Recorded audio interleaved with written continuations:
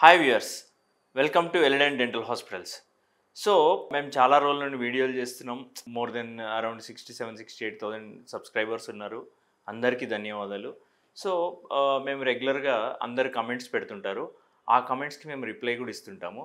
So ఆ కమెంట్స్లో భాగంగా మాకు ఈ మధ్యన చాలామంది పెట్టింది ఏంటంటే, మీరు ఇంప్లాంట్స్ వేస్తారు కరెక్టే, కానీ ఆ ఇంప్లాంట్స్ ఎన్ని రోజులు ఉంటాయి, ఇంప్లాంట్స్ యొక్క లైఫ్ ఎంత అనేది చాలామంది అడుగుతున్నారు. సో ఈరోజు మనం చర్చించబోయే టాపిక్ ఏంటంటే, how long does implant last, అంటే ఒకసారి ఇంప్లాంట్ పెడితే ఎన్ని సంవత్సరాలు ఉంటుంది మనకి ఇబ్బంది లేకుండా, దానికి ఉన్న ఫ్యాక్టర్స్ ఏంటి అనేది మనం మాట్లాడదాం.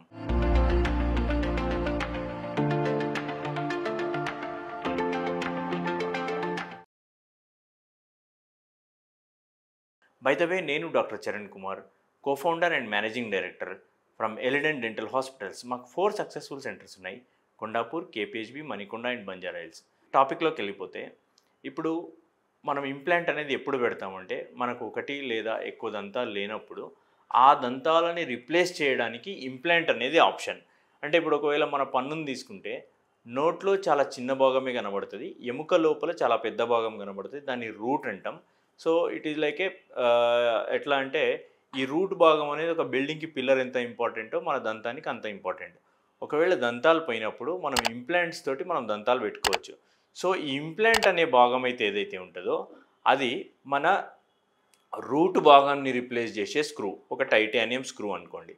సో ఈ ఇంప్లాంట్ అనేది పెట్టేసి దానిపైన పన్ను పెట్టడం అనేది ఒక పన్ను రిప్లేస్ చేసుకోవడానికి మనకు అవైలబుల్ ఉన్న ది బెస్ట్ ఆప్షన్. అంతకంటే మంచి ఆప్షనే లేదు. ఇంకో ఆప్షన్ అంటే బ్రిడ్జ్ ఉంటుంది. ఆ బ్రిడ్జ్లో కూడా మనం 2 పక్క పళ్ళని మనము అరగదీసి పెట్టాలి. It is also not correct. So మరి ఇంప్లాంట్ అనేది ఎక్స్పెన్సివ్ ట్రీట్మెంటే. అందరికి అంత ఈజీగా మనకు అందుబాటులోకి ఉండేది అంత తక్కువ డబ్బులతో అయితే కాదు, కొంచెం ఎక్స్పెన్సివే ఉంటుంది. సో మరి ఇన్ని డబ్బులు పెట్టి చేయించుకుంటున్నప్పుడు ఎన్ని రోజులు ఇది ఉంటుంది లైఫ్, దాని లైఫ్ ఏంది, ఏమేమి ఫ్యాక్టర్స్ దానికి దోహదపడతాయి అనేది మనం డిస్కస్ చేద్దాం. ఫస్ట్ ఆఫ్ ఆల్ ఏంటంటే, ఎలాంటి ఇంప్లాంట్ పెడుతున్నారు, ఎట్లా ప్లాన్ చేస్తున్నారు అనేది. ఇక్కడ company and brand of the implant కాకుండా, ఇంప్లాంట్ చేసే వాళ్ళ స్కిల్లు, వాళ్ళ ప్లానింగు, వాళ్ళు యూజ్ చేసే టెక్నాలజీ అనేది చాలా ఇంపార్టెంట్. ఒక రకంగా మీకు సింపుల్గా చెప్పాలి అంటే ఎట్లా ఉంటుంది అంటే, ఒక ఇంప్లాంట్ యాంగులేషన్ అనేది చాలా ఇంపార్టెంట్. ఇప్పుడు ఫర్ ఎగ్జాంపుల్ మనం తీసుకుంటే, ఇది ఇంప్లాంట్ అంటాం, ఇది మన ఎముక లోపల ఉంటుంది.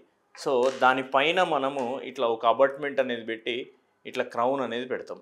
సో ఇట్లా పెట్టినప్పుడు ఏమవుతుంది అని అంటే, ఈ ఇంప్లాంట్, ఈ క్రౌన్ అనేది సేమ్ ఒకటే యాక్సిస్లో ఉండాలి, ఫోర్స్ అనేది ప్రాపర్గా డిస్ట్రిబ్యూట్ అవ్వాలి. సో ఇంప్లాంట్ అనేది ఎప్పుడు మన టీత్కి సపోర్ట్ ఇవ్వాలి, ఫోర్స్ అనేది బోన్ మీద పడాలి. ఆ రకంగా ప్లాన్ చేసుకుంటే కనుక మీకు ఇబ్బంది అనేది ఉండదు. సో అట్లా కాకుండా ఇంప్లాంట్ యాంగులేషన్ సరిగ్గా లేకున్నా, లేదంటే ఈ క్రౌన్ పార్ట్ సరిగ్గా లేకున్నా ఇంప్లాంట్ ఫెయిల్ అయ్యే అవకాశం ఉంటుంది. ఒకవేళ ఇంప్లాంట్ ఫెయిల్యూర్స్ తీసుకుంటే కనుక 2 రకాల ఫెయిల్యూర్స్ ఉంటాయి. ఒకటి ఏంటంటే ప్రైమరీ ఫెయిల్యూర్, రెండవది సెకండరీ ఫెయిల్యూర్. ప్రైమరీ ఫెయిల్యూర్ ఏంటంటే, ఇంప్లాంట్ పెట్టిన తర్వాత మనం ఒక 30-45 డేస్ ఆర్ 60 డేస్ ఆగి క్రౌన్ పెడతాం. ఇంప్లాంట్ పెట్టిన తర్వాత ఈ 30-45 డేస్లోనే అయ్యే ఫెయిల్యూర్, అంటే ఇంప్లాంట్ బోన్ ప్రాపర్గా ఫ్యూజ్ అవ్వకపోవడము, అట్లాంటిది ఏమన్నా జరిగితే కనుక దాన్ని ప్రైమరీ ఫెయిల్యూర్ అంటాం. ఈ ప్రైమరీ ఫెయిల్యూర్ అనేది చాలా తక్కువ కేసెస్లో జరుగుతుంది. అండ్ సెకండ్ థింగ్ ఏంటి అని అంటే, సెకండరీ ఫెయిల్యూర్, అంటే ఈ క్యాప్ పెట్టిన తర్వాత కొన్ని సంవత్సరాలకి ఫెయిల్యూర్ అయ్యేది. దానికి చాలా కామన్, అంటే ఇప్పుడు for example if you take in India, around 5-8% implant failure rate అనేది ఉంటుంది. ఈ 5-8% ఇంప్లాంట్ ఫెయిల్యూర్ రేట్ తీసుకుంటే, ఇందులో 90% ఈ సెకండరీ ఫెయిల్యూర్సే ఉంటాయి. And otherwise simply called as prosthetic failure. అంటే ఒకవేళ ఈ పైన ఇచ్చే టీత్ కనుక సరిగ్గా లేదు, దీని ఆపోజిట్ టీత్ సరిగ్గా లేదు, దీని కాంటాక్ట్ పాయింట్ సరిగ్గా రాలేదంటే ఆ రకం కూడా అయ్యే అవకాశం ఉంటుంది. And next thing is how we are maintaining. మనం నార్మల్గా అన్ని టీత్ బ్రష్ చేసినట్టు ఇంప్లాంట్ టీత్ కూడా బ్రష్ చేయడమే కాకుండా, దాని చుట్టుపక్కల ఏమన్నా ఫుడ్ ఇరుక్కుంటుందా, ఏమన్నా డ్యామేజ్ అవుతుందా అనేది కూడా మనం చూసుకోవాలి. వాటర్ ఫ్లాసర్ యూజ్ చేయడం కానీ ప్రాపర్గా మెయింటైన్ చేయాలి. అంతేకాకుండా ఫస్ట్ ఇంప్లాంట్ పెట్టిన తర్వాత మేము మా పేషెంట్స్ అందరికీ కూడా చెప్తాం, ఎవ్రీ 3 మంత్స్కి ఒకసారి ఫస్ట్ 1 ఇయర్ అయితే రావాలి. ఎందుకంటే ఈ బోన్ మాడిఫికేషన్ అనేది అందరిలో ఒకేలాగా జరగదు. సో ఏ రకంగా అవుతుంది, దాని మీద ఏమైనా చేంజెస్ చేయాలా అనేది కూడా చూడాల్సి వస్తుంది. సో అట్లా మనం ఏం చూసుకోకుండా పోతే కనుక కొన్ని రోజులకి ఇంప్లాంట్ లూజ్ అవుతుంది. దాన్ని మనం పెరి ఇంప్లాంటైటిస్ అంటాం. ఒకవేళ ఎముకంతా లాస్ అయిపోయి పన్ను కదులుతుందంటే దాన్ని పెరియోడాంటైటిస్ అంటాం. అదే ఇంప్లాంట్ కదులుతుంది అంటే పెరి ఇంప్లాంటైటిస్ అంటాం. సో అప్పుడున్న ఆప్షన్ ఏముంటుందంటే ఎంత ఎముక అరిగిపోయిందనేది చూసి ఏమైనా అవసరమైతే బోన్ గ్రాఫ్ట్ కానీ అట్లాంటిది పెట్టేసి మళ్ళీ ఎముక డెవలప్ అయ్యే ఛాన్స్ ఉంటుంది. లేదు అని అంటే ఇంకా మనకి ఇంప్లాంట్ తీసేసి మరి కొత్త ఇంప్లాంట్ వేసుకోవడమో ఎలాంటి ఆప్షన్ అనేది చూడాల్సి ఉంటుంది. సో యాక్చువల్గా ప్రాపర్గా చేస్తే కనుక మనకి ఈజీగా ఏదో 60 ఏండ్లు 70 ఏండ్లు కాదులే కానీ ఒక 20-25 ఇయర్స్ డికేడ్స్ అయితే ఈజీగా వస్తుందండి. అట్లాంటి ఇబ్బంది అయితే ఏముండదు. Nothing to worry about that. కాకపోతే ఇట్ డిపెండ్స్ ఆన్ ఎలాంటి ఇంప్లాంట్ వాడుతున్నారు, ఎలా ప్లాన్ చేసినారు, చేసే వాళ్ళ ఎక్స్పర్టైజ్ ఏంది, క్రౌన్ దాని మీద క్యాప్ అనేది ఏ రకంగా ఇస్తున్నారు, మాన్యువల్గా చేసిస్తున్నారా లేదంటే క్యాడ్ క్యామ్ పద్ధతిలో మీ బయోకాపీని కాపీ చేసి చేసిస్తున్నారా అనేది చాలా ఇంపార్టెంట్. ఒకవేళ ఇవే కాకుండా ఇంకేమైనా జనరల్ హెల్త్ ఇష్యూస్ ఉన్నాయి, లాంగ్ టర్మ్ అన్కంట్రోల్ డయాబెటీస్ ఉందనుకోండి, అప్పుడు కూడా ఇంప్లాంట్ ఫెయిల్ అయ్యే అవకాశం ఉంటుంది. ఇంప్లాంట్ చేయించుకున్నా కూడా ఈ షుగర్ అనేది కంట్రోల్లోనే పెట్టుకోవాలి. ఎందుకంటే ఇది not only implant, it will impact whole body like heart, kidney, ice అన్నీ కూడా ఇంప్లాంట్ దానివల్ల డిస్టర్బ్ అవుతాయి. సో ఒకవేళ కంట్రోల్ డయాబెటీస్ ఉందంటే implant is a never issue అన్నట్టు, అసలు అలాంటి ఫెయిల్యూర్సే కావు.